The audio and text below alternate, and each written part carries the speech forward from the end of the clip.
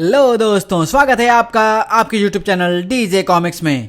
तो चलिए दोस्तों, शुरू करते हैं नियो सीरीज की दूसरे भाग ग्राउंड जीरो के साथ। संजय गुप्ता प्रस्तुत करते हैं ग्राउंड जीरो नियो श्रृंखला भाग 2।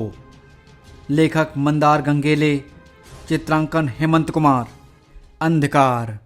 कहते हैं ब्रह्मांड की उत्पत्ति से पहले सर्वत्र शाह अंधकार व्याप्त था, लेकिन फिर ब्रह्मांड के साथ ही प्रकाश के अस्तित्व ने अंधकार का अस्तित्व धूमिल कर दिया। लेकिन यह तथ्य आज भी विवादास्पद है कि वास्तव में अस्तित्व किसका है, अंधकार का या प्रकाश का। प्रकाश के समर्थकों का मानना है कि अंधकार का कोई अस्तित्व नहीं है, प्रकाश की अनुपस्थिति ही अंधकार का निर्माण करती है। जबकि अंधकार को मानने वाले कहते हैं कि प्रकाश क्षणिक है, जबकि अंधकार सदा सर्वदा के लिए है। अंधकार ही सब कुछ है। यह भी सच है कि अत्यधिक प्रकाश भी अंधकार फैलाता है। प्रकाश है तब भी अंधकार है, और प्रकाश नहीं है तब भी।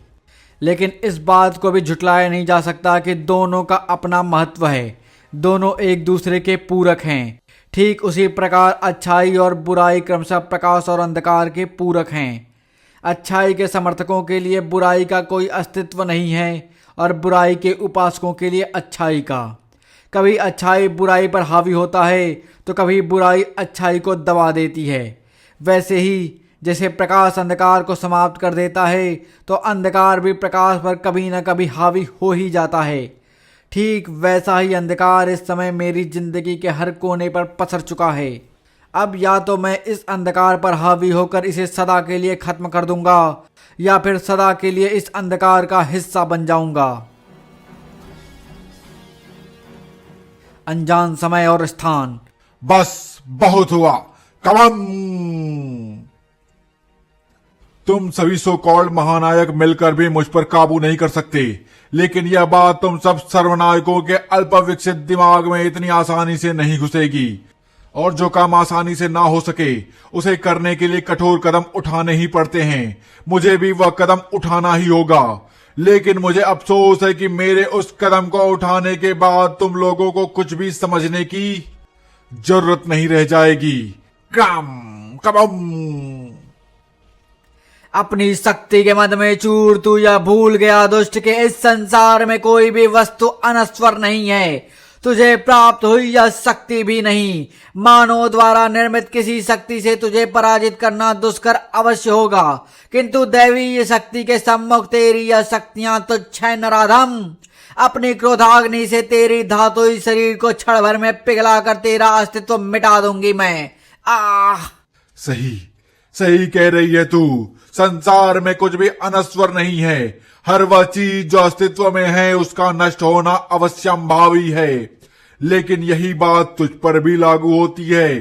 यह असंभव है। इस संसार में कोई भी प्राणी या वस्तु मेरे ताप के समक्ष नहीं ठहर सकता। यह संभव है देवी, क्योंकि रोबो अनश्वर है। राजनगर कुछ समय पहले। अरे अरे, आराम से बच्चों, चोट पहुंचा लोगे तुम खुद को। यह सब तुम्हारे लिए ही है, एक एक करके ले लो। Happy birthday mister Madhavan. लेकिन आज के दिन इनके सब्र की उम्मीद करना मुश्किल है। हर साल इस महीने के इसी तारीख के आते आते इन बच्चों का उत्साह और बेसब्री अपने चरम पर होती है, क्योंकि इन्हें पता होता है कि आप आने वाले हैं, और आपके आने का मतलब ढेर सारे खिलौने, चॉकलेट्स और भी बहुत कुछ। सही कहा तुमने माही। मैं भी तो इन बच्चों का उतावलापन देखने के लिए ही यहाँ आता हूँ। इनके चेहरे की मासूमियत और होठों पर खेलती निश्चल मुस्कान ही मेरे जीने की वजह है। ये मेरे लिए अमृत समान है, मुझे जीवित भी रखती हैं और स्वस्थ भी। आप इन बच्चों के लिए भगवान से कम नहीं है मिस्टर माधवन। भगवान तो बहुत दूर की बात है माही। हम इन बच्चों के लिए इंसान ही बन जाएं, वही इन मासूमों के लिए काफी है। माफ कीजिएगा मिस्टर माधवन, मैं देख रही हूँ कि आप काफी देर से बार बार ऑर्फनेज के प्रवेश द्वार की ओर देख रहे हैं। किसी की आने का इंतजार है आपको? हाँ, किसी खास का, क्योंकि हर साल मेरे साथ ही इन बच्चों की खुशी को दुगुना करने के लिए यहाँ आता है वह। मेरी तरह ही इस जगह से इन बच्चों से खास लगाव है उसका। आप किसकी बात कर रहे हैं? उसकी जो इन बच्चों की तरह ही हर एक राजनगर वासी के चेहरे की मुस्कान का कारण है। आप सुपर कमांडो ध्रुव की बात कर रहे हैं? और कौन है जो राजनगर वासियों के चेहरे पर मुस्कान ला सकता है। हालांकि इस बार आज का दिन इन बच्चों को उसके बिना ही मनाना होगा। मैंने इस बात को स्वीकार कर लिया था, लेकिन शायद ऊपर वाले को इन बच्चों के चेहरे पर मायूसी और उदासी मंजूर नहीं थी। तभी तो मौत के मुंह से जाकर भी वापस आया राजनगर का वह रक्षक। मेरी ईश्वर से हमेशा यही प्रार्थना रहती है कि राजनगर और राजनगर के उस सच्चे रखवाले के चेहरे पर भी वैसी ही मुस्कान सदा बनी रहे। ईश्वर हमेशा उसे बुरी नजर से बचाए रखें और राजनगर के आकाश में उम्मीद की किरण बनकर हमेशा टिमटिमाता रहे। सुपर कमांडो ध्रुव। जानती हो, ऐसे चलती सड़क पर गंदे बच्चे खेलते हैं, लेकिन आप तो अच्छे बच्चे हो ना, फिर ऐसा क्यों किया? अभी अनहोनी घट जाती तो? कोई सी चलती सड़क? सड़क भी कभी चलती है क्या बुद्धू? और ये अननोनी क्या होती है ध्रुव काका? मुझे नहीं पता, लेकिन हाँ, अच्छा हुआ आपने मुझे बचा लिया। अगर मेरा एक्सीडेंट हो जाता तो मेरी मम्मी बहुत डांटती। डांट तो अभी भी पड़ेगी, क्योंकि बात ही ऐसी की है आपने। तो आप मुझे डांट से बचा लेना, नहीं तो अनहोनी हो जाएगी। ठीक है दादी अम्मा, नहीं होने देंगे अनहोनी। Divine hospital Rajnagar. हाँ, सुने तो हम भी हैं, लेकिन कभी आमने सामने कुछ करते हुए देखे नहीं है उसे, और हमें नहीं लगता कभी सामने पड़ेगा भी वह हमारे। काहे? वह इसलिए कि हमें किसी की सिक्योरिटी की जरूरत नहीं है। अरे हम खुद को दूसरों की सिक्योरिटी देते हैं, तो हमें काहे किसी की सिक्योरिटी की जरूरत। और तुम्हें एक बात बताते हैं, जो बात किसी को भी नहीं पता है। एक बार हम गए थे कमांडो फोर्स में दाखिल होने की अर्जी देने के लिए, लेकिन वहां का माहौल देखकर ही दिमाग खराब हो गया हमारा। अरे ट्रेनिंग के नाम पर वहां बच्चों का खेल हो रहा था। बिल्कुल नौसिखिए ट्रेनर भर रखे थे। हमारे स्टैंडर्ड का कुछ था ही नहीं वहां पर। इससे पहले कि हमारा दिमाग का दही हो जाता, हम फौरन बोले बात करवाओ हमारी अपने कप्तान से। हंगामा ही काट दिए रहे हम वहां। जब हम ध्रुव से पता चलाऊ सब हल्ला के बारे में, तो दौड़ता हुआ आया। फिर हम बताए उसे कि कहाँ खामी है, कहाँ इंप्रूवमेंट की जरूरत है। तो ससुर ध्रुवा को दिमाग भी ध्वक से उड़ गया। हमसे बोला कि हम तो कभी सोचे ही नहीं इस बारे में, ध्यान ही नहीं गया इस बार। हमारा धन्यवाद करने लगा कि हमने उसकी आंखें खोल दी, और हमारी मिन्नतें करने लगा कि हम कमांडो फोर्स ज्वाइन करके कमांडो को बन जाकर कैडेट्स की ट्रेनिंग देने का जिम्मा संभाल लें। हमने सीधा मना कर दिया कि पहले तो अव्यवस्था यहाँ फैला रखी है, उसे ठीक कर लो तो फिर हमारे पास आना। लेकिन मान ही नहीं रहा था, पैरों में पड़ गया। बड़ी मुश्किल से पीछा छुड़ाए हम। दर्द अरे उमरी अम्मा, जल्दी करो, समय बिल्कुल भी बर्बाद नहीं करनी है। जो भी रास्ते में आए उसे रास्ते का हिस्सा बनाकर रोक दो उस रास्ते को। ए तुम लोग ऐसे अंदर नहीं आ सकते, रुक जाओ वरना कुछ नहीं। मैडम, एक इमरजेंसी है। इस हॉस्पिटल का सबसे एक्सपीरियंस्ड और बेहतरीन डॉक्टर कौन है? नाम, फ्लोर और कमरा नंबर जल्दी। कोई होशियारी नहीं, वरना इसी हॉस्पिटल के मॉर्ग में एक बॉडी और बढ़ जाएगी। तो बिना समय गवाए बोलना स्टार्ट कर दो जल्दी। Doctor N K Mishra, third floor, room number 131। लेकिन वे अभी ओटी में होंगे। ओटी में हो या टोटी में, जहां भी होंगे वहां से उन्हें निकाल ही लेंगे हम। चलो। बड़ाक। अरे कहां अंदर चले आ रहे हो? कौन हो तुम लोग? हम लोग यमदूत हैं डॉक्टर साहब, यमराज ने भेजा है। आप हमारे साथ चलिए। या क्या बकवास कर रहे हो तुम? घबराइए नहीं, यम लोग नहीं ले जा रहे हैं आपको। बस समझिए कि इस वक्त आपकी जरूरत कहीं और है। लेकिन यह प्रोसेस पूरा? कहा ना यमदूत हैं हम। इस मरीज का समय इस दुनिया में पूरा हुआ। इसके ऑपरेशन में समय बर्बाद मत कीजिए। आपकी जरूरत इस समय कहीं और है। सुन जगिया, डॉक्टर साहब और इनके सहयोगियों को पूरी एहतियात के साथ बाहर ले चल। अगले कुछ दिनों के लिए ये सभी हमारे मेहमान हैं। इन्हें किसी तरह की तकलीफ ना हो, इस बात का खास ध्यान रखना। तब तक मैं दवाई घर की सारी दवाइयां कंटेनर में लोड करके आता हूं। क्या पता डॉक्टर साहब को किस दवाई की कब जरूरत पड़ जाए। सही कहा ना डॉक्टर साहब? यार डॉक्टर के साथ दवाइयों का पूरा स्टोर साथ में ले जाने की क्या जरूरत है? दवाइयां तो बाद में भी ले सकते हैं। मत भूल कि हनुमान जी भी जब संजीवनी लेने गए थे तो पूरा पर्वत उठा ले गए थे। हमें क्या पता कि कौन सी दवाई किस काम की हो, और फिर दवाइयां बाद में लेना रिस्क की काम है।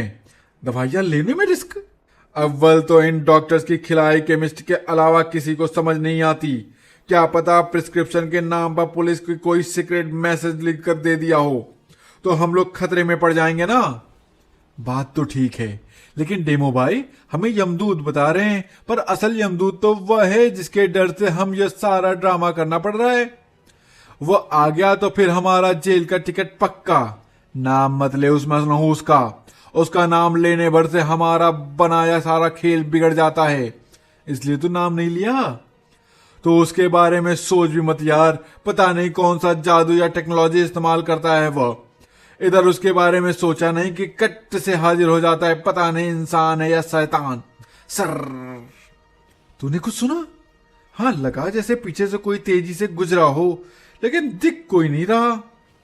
लेकिन वह सरसराहट कोई भ्रम नहीं थी, मैं अभी भी उसे महसूस कर सकता हूं। कहीं तू वही तो नहीं सोच रहा है जो मैं सोच रहा हूं? तू हमेशा बुरा ही सोचता है, इसलिए मुझे नहीं सोचना जो तू सोच रहा है। पर मैंने तुझे कहा था कि तू उसके बारे में सोच भी मत। अगर तेरी सोच सच हो गई तो सोच सच हो गई तो उसका अंजाम भी सच ही होगा। फटाफट हाथ चलाओ, ज्यादा देर बाहर रहना रिस्की है। इस घटना की खबर अभी तक आग की तरफ फैल गई थी होगी। देर सवेर हमारा स्वागत करने के लिए पुलिस आती ही होगी, लेकिन पुलिस से ज्यादा खतरनाक राजनगर में ध्रुव और उसकी कमांडो फोर्स हैं, और उनका यहां आना मतलब सारा प्लान चौपट। ऐसा प्लान बनाते ही क्यों हो जिसके चौपट होने की डर हो? बनाने तो फुल प्रूफ, वरना मत बनाओ। और राजनगर पुलिस, ध्रुव और कमांडो फोर्स के बारे में सोचकर तुम्हारा यह हाल, तो फिर मुझे देखकर तुम्हारा हाल क्या होगा, सोचने वाली बात है। तुम यहां? असंभव। असंभव को संभव करना ही काम है डोगा का। बटाक। तू यहां आ तो गया है डोगा, लेकिन वापस जा नहीं पाएगा, क्योंकि तेरा मुंबई वापसी का वेटिंग टिकट कैंसिल हो चुका है। भून डालो इसे। डोगा कोई बारिश के मौसम में मिलने वाला भुट्टा नहीं है जो तुम उसे भून डालोगे। भट भटाक धाड़ भट द्राक। क्या था ये? ऐसे लगा जैसे ब्रेकिंग बॉल टकरा गया हो। ब्रेकिंग बॉल ही समझ, और इस ब्रेकिंग बॉल का नाम है डिमोलिशर। ओह, क्या भला है डिमोलिशर? या तो जैसे आउट ऑफ सिलेबस प्रॉब्लम की तरह सीन में आ गया। लेकिन अब आ ही गया है तो इस प्रॉब्लम को सॉल्व तो करना ही होगा, वरना यह मुझे अनसॉल्व मिस्ट्री बनाकर छोड़ेगा। बेकार है तेरी कोशिश मेरे आर्मर के सामने। ठीक है, तो सबसे पहले तेरे आर्मर का ही बंदोबस्त करना होगा। उफ, लगता है आज डिमोलिशर मुझे डिमोलिश करके ही, अरे शायद इससे काम बन सकता है। ड्रैक। ना डेमो भैया ना, तुम्हें गले लगाने जितना प्यार ना उमड़ रहा मेरे दिल में, पर तुम्हारे दिल में मेरे प्रति उमड़ते प्यार को जरा ठीक से तो जाहिर करो। थोड़े जज्बात तो दिखाओ, जरा आंसू तो बहाओ। आओ, इसमें तुम्हारी मदद मैं कर दूं। आंखों की सफाई तो हो गई, जरा तुम्हारे आर्मर में लगे हुए जंग को भी साफ कर लेते हैं। या मेरी आंखें, पानी पानी। डोगा के आगे बड़े बड़े पानी मांगने लगते हैं। तुम तो फिर नाम के ही डिमोलिशर हो। पानी तो तुम्हें मिलने से रहा, तुम्हें तुम्हारी मदद खुद करनी होगी। आगे तुम खुद समझदार हो। तुम तो वाकई समझदार निकले, शाबाश। सही कहते हैं, भगवान भी उसी की मदद करता है जो अपनी मदद खुद करना जानता हो। आर्मर उतार कर अपनी थोड़ी सी मदद तो तुमने कर ही ली, बाकी की मदद करने के लिए ही भगवान ने मुझे यहां भेजा हुआ है। बेशक यह राजनगर है, लेकिन यह मत समझना कि डोगा यहाँ के नियमों से बच जाएगा। डोगा जहां जाता है वहां उसके नियम चलते हैं, इसलिए डोगा सिर्फ मुंबई का ही नहीं, डोगा जहां है डोगा वहां का बाप है। और एक बाप का फर्ज होता है हद पार करने वाले बिगड़ैल बच्चों को सजा देना। काश तुम लोगों ने इस वारदात को अंजाम देने के लिए आज की रात ना चुनी होती। बुम बुम बुम। और काश तुमने राजनगर में आने के लिए आज की रात न चुनी होती। शक शक। ये ड्रोन्स अचानक से कहां से आ गए? डिमोलिशर के साथियों को कहां उड़ा ले जा रहे हैं? अब किसकी मौत आई है जो डोगा का रास्ता काटने आ गया? मौत तो शायद तेरी आई है डोगा, जो तू खुद कटने के लिए राजनगर में आ गया। यह तो उस लोहे के दरोगा की स्पेशल कार है। तुम? हाँ, मैं मिस्टर फरार, और तुम गिरफ्तार किए जाते हो डोगा। क्या बकवास है? क्या राजनगर की पुलिस और उसके रखवाले इतने निकम्मे हो गए हैं कि अपराधी ही यहां पुलिस का काम करने लगे हैं? कानून की नजर में तुम भी एक अपराधी ही हो, और तुम्हें भी तो खुशफहमी है कि तुम कानून तोड़कर करते हो कानून की हिफाजत। तुम भी हमारे ही भाई बंधु हो डोगा, मानो या ना मानो, तुम्हें तो हमारा साथ देना चाहिए। बिल्कुल साथ दूंगा मैं तुम्हारा, तुम्हें नर्क के द्वार तक छोड़ कर आऊंगा। मैंने फिलहाल नरक ना जाने की प्राइम मेंबरशिप का सब्सक्रिप्शन लेकर रखा हुआ है, जिसे एक्सपायर होने में अभी सालों लगेंगे। लेकिन तुम्हारी आजादी का टॉप अप खत्म हो चुका है डोगा, और फिलहाल तुम्हें यहां रिचार्ज करने का ऑप्शन नहीं मिलेगा। कहा था ना तुमने राजनगर आकर गलती कर दी है। अब तुम यूं ही बेबस पड़े रहे अपने गिरफ्तार होने का इंतजार करो।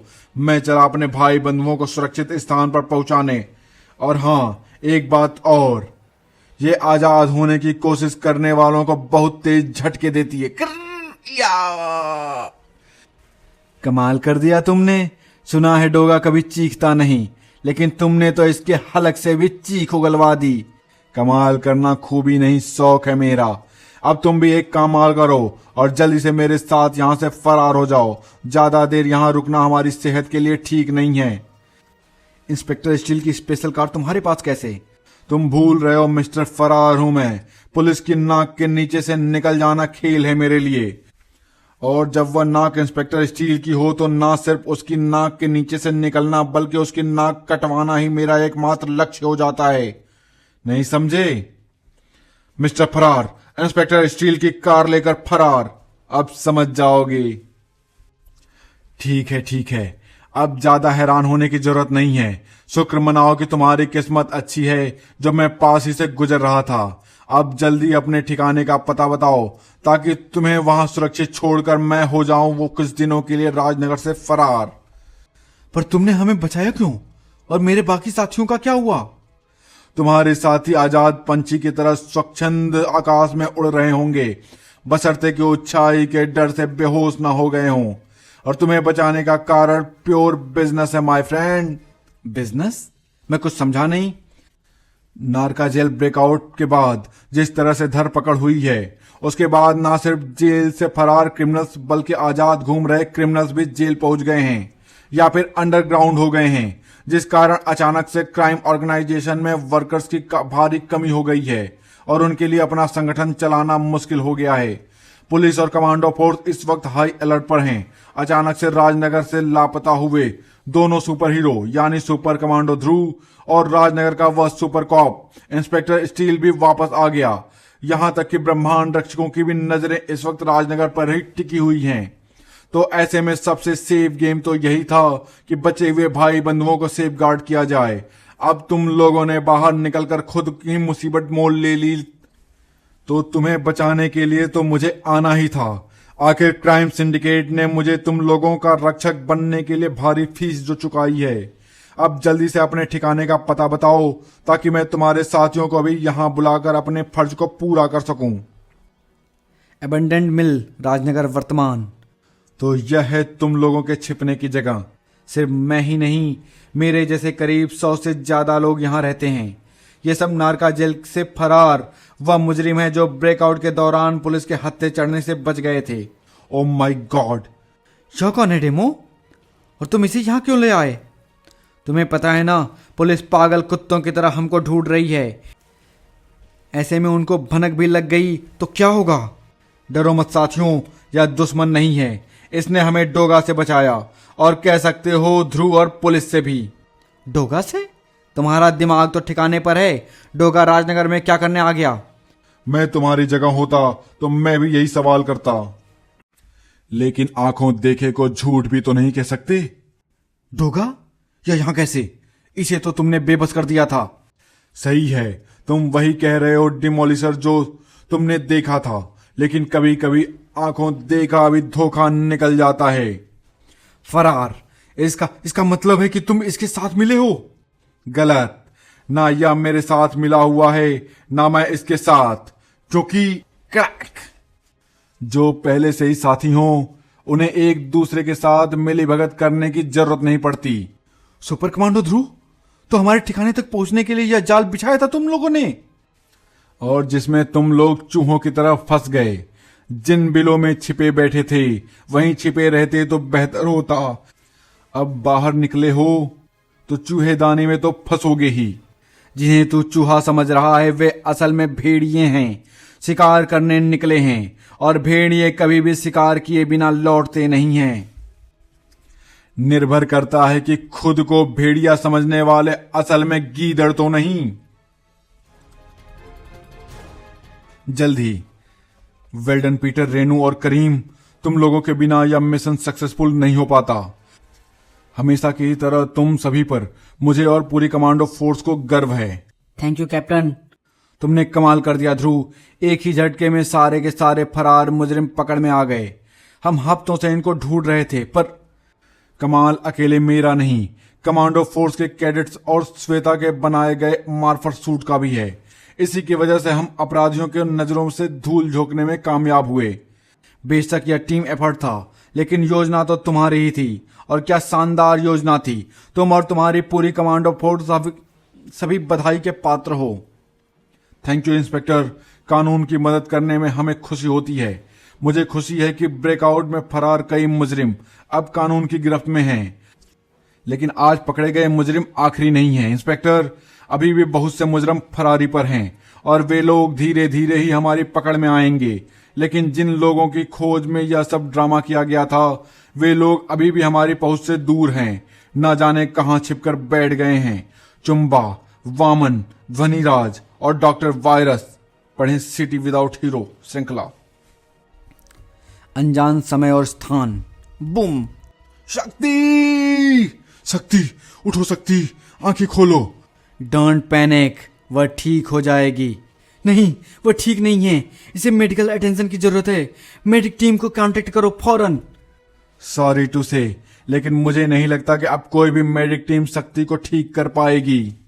शक्ति, नो, रोबो।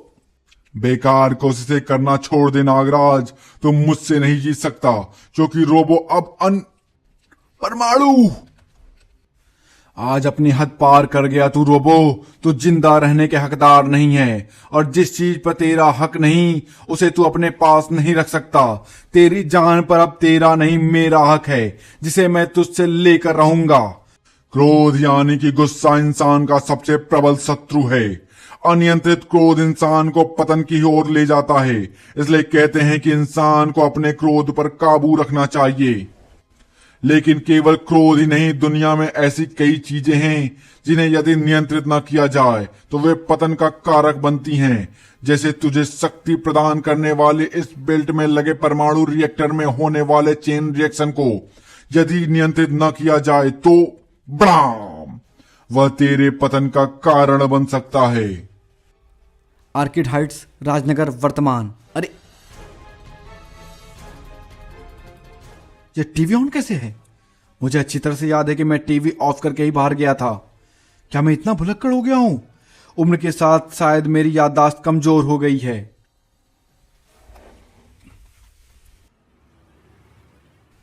अरे, पावर सप्लाई तो आ रही है, फिर लाइट ऑन क्यों नहीं हो रही है? खड़क खड़क। कौन है वहां? कौन हो तुम? ओ मिस्टर माधवन, आ गए आप? आपका इंतजार कर रहा था। आइए, चाय भी तैयार है। कौन हो तुम? अंदर कैसे आए? यहां पर क्या कर रहे हो? मैं आपका फैन हूं। दरवाजे से अंदर आया और चाय बना रहा हूं। ज्यादा होशियार मत बनो, सीधे सीधे जवाब दो, वरना मैं पुलिस को बुला लूंगा या फिर ध्रुव को। पुलिस से ज्यादा भरोसा तो आपको ध्रुव पर होगा ना मिस्टर माधवन। अरे घबराइए नहीं, मैंने कहा ना कि मैं आपका फैन हूं। आपको मुझसे डरने की जरूरत नहीं है। आइए, आपके लिए चाय भी तैयार कर रखी है मैंने, आपकी पसंदीदा। जानता हूं आपको चाय एकदम कड़क और मसालेदार चाहिए होती है। आपकी पसंद का पूरा ध्यान रखा है मैंने। आखिर आपका जन्मदिन जो है आज, वैसे बुरा लगता होगा ना, इतने बड़े घर में अकेले रहकर अपनी जिंदगी का सबसे महत्वपूर्ण दिन मनाना। दुख की बात है कि जिस व्यक्ति ने अपनी सारी जिंदगी लोगों के परिवारों में खुशियां भरने का काम करने में निकाल दी, वह खुद अपना परिवार नहीं बसा सका। तुम बताते क्यों नहीं कि तुम हो कौन और ये सारी बातें क्यों कह रहे हो? आखिर तुम चाहते क्या हो? मैं जो चाहता हूं वह आप मुझे नहीं दे सकते मिस्टर माधवन। हालांकि आपने एक बार कोशिश जरूर की थी, लेकिन आपकी कोशिश ने मुझे वह सब कुछ दे दिया जो मैं नहीं चाहता था। पर खैर, अभी आप यह चाय लीजिए। लीजिए मिस्टर माधवन। तुम यूं पहेलियों में बात क्यों कर रहे हो? सीधे सीधे मुद्दे पर क्यों नहीं आते? क्योंकि मैं सीधे मुद्दे पर आ गया तो आपकी और मेरी मुलाकात छोटी रह जाएगी, और मैं नहीं चाहता कि आपसे मेरी आखिरी मुलाकात मेरी पहली मुलाकात की ही तरह छोटी और बेमतलब की हो। अरे यह क्या, आप तो चाय पी ही नहीं रहे हैं? अच्छा चलिए, एक कहानी सुनाता हूं आपको। उसे सुनते हुए आप चाय का लुत्फ उठाइए। कुछ साल पहले शहर के पास एक सर्कस लगा हुआ था। उस सर्कस में अचानक आग लग गई। सब कुछ तबाह हो गया। क्या जानवर, क्या इंसान, हर कोई उस भयानक आग के दावानल में राख बन गया। कोई नहीं बचा सिवाय एक इंसान के। जानते हैं आप वह इकलौता इंसान कौन है? आखिर बताते क्यों नहीं कि क्या चाहते हो तुम मुझसे? गलत जवाब। वह था एक अनाथ बच्चा जिसे इस शहर ने अपनाया, पलकों पर बैठाया, अपना हीरो बनाया। लेकिन उसने इस शहर को क्या दिया? बस बहुत होगा, चुपचाप मेरे घर से बाहर निकल जाओ, वरना अंजाम अच्छा नहीं होगा। आपने मुझे निराश किया मिस्टर माधवन। मुझे लगा था कि आप मेरी कहानी सुनकर खुश होंगे और उस कहानी का सार समझेंगे, लेकिन आप भी बाकी राजनगर वालों की तरह ही निकले जो अपने हीरो के खिलाफ कुछ नहीं सुन सकता। खैर, ऐसे में मेरा यहां रुकने का कोई मतलब नहीं, तो चलता हूं। आपने चाय पीकर बताई नहीं कैसी लगी? जनाक। ओ गुस्सा, आपका गुस्सा जायज है, लेकिन गुस्सा तो मुझे भी आ रहा है कि इतनी मेहनत से बनाई मेरी चाय आपने पी ही नहीं। अपने घर आए मेहमान से ऐसे पेश आना सही नहीं। उसे पता चलेगा तो निकल जाओ मेरे।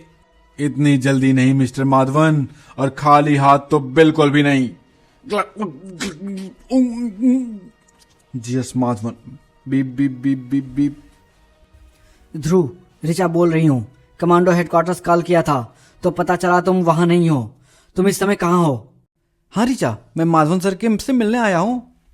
आज उनका जन्मदिन है। मैं हर साल उनसे ऑर्फनेज में मिलता हूँ, पर इस बार खैर यह सब छोड़ो। तुम कहो क्या हुआ? तुम इतनी हड़बड़ाई हुई क्यों लग रही हो? बात ही कुछ ऐसी है, फौरन सिटी हॉस्पिटल पहुंचो। ठीक है, मैं पहुंचता हूं, पर बताओ तो सही क्या बात है? अक्षिता, ध्रुव, अक्षिता को लेकर एक बुरी खबर है। क्या?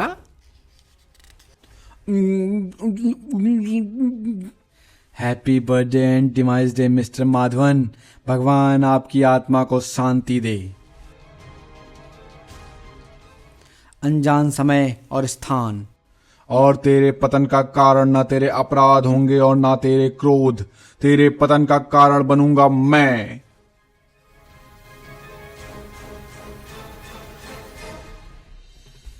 अपने दोस्तों की जान अपनी आंखों के सामने जाती देखकर भी तुझे अक्ल नहीं आई कीड़े?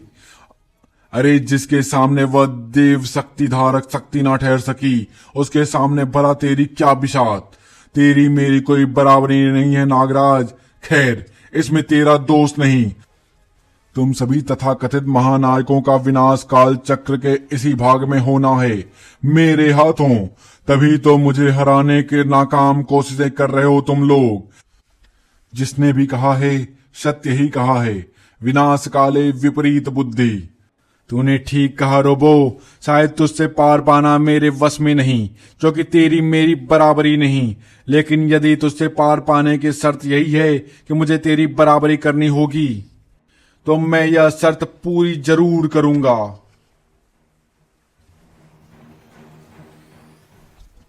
शर्त तो पूरी कर दी तूने, लेकिन क्या फायदा, इस शर्त के साथ ही तेरी उम्र भी यहीं पूरी होती है।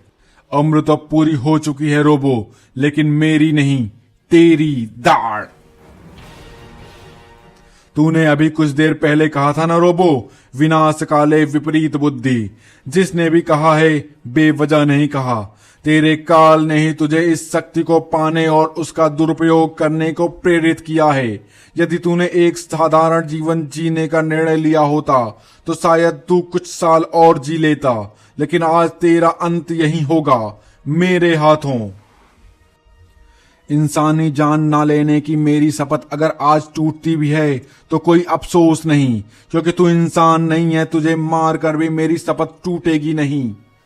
तुझ जैसे मानवता और सच्चाई के रक्षकों को मारने की बात शोभा नहीं देती नागराज।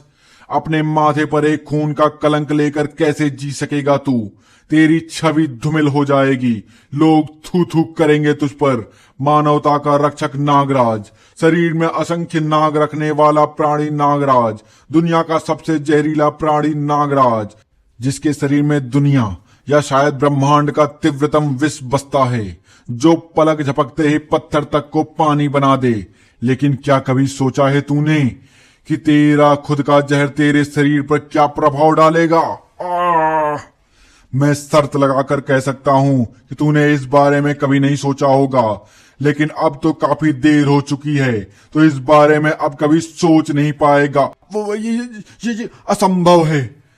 बिल्कुल संभव है, क्योंकि दुनिया में कुछ भी असंभव नहीं है, कुछ भी नहीं।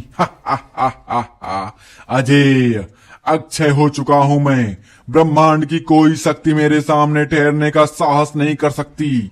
शक्तिमान, सर्वशक्तिमान है मेरा यह रूप, लेकिन अधूरा है मेरा यह स्वरूप। जब तक जीवित है इस ब्रह्मांड के सबसे खतरनाक माने जाने वाले हथियार को अपनी शक्ति समझने वाले यह सख्त सुपर कमांडो ध्रुव, लेकिन इस मान्यता के साथ यह सदा सदा के लिए समाप्त हो जाएगा। ध्रुव, सिटी हॉस्पिटल राजनगर, वर्तमान सिटी हॉस्पिटल। क्या हुआ रिचा? क्या हुआ अक्षिता को? सब ठीक तो है? अक्षिता अपने बेड पर नहीं है ध्रुव। क्या क्या मतलब बेड पर नहीं है? चलना फिरना तो दूर, वह तो उठ भी नहीं।